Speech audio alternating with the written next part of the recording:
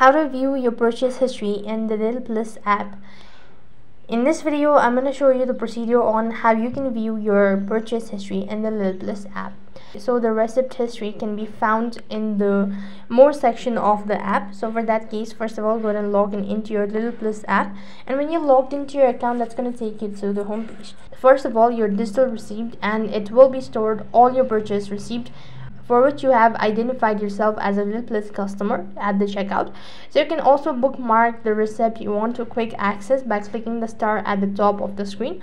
So here, go to the three dot icon, and when you go to the more page, then you'll be able to find this option as purchase history or my receipt. Then you can go ahead and look for an option labeled as purchase history. Then you could go ahead and press on either one of these options.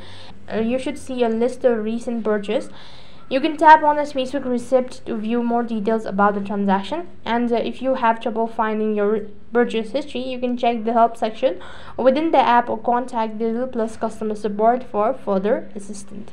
So that's basically how you can view your history in the Lidl Plus app. That is all for this video. I hope the video was helpful.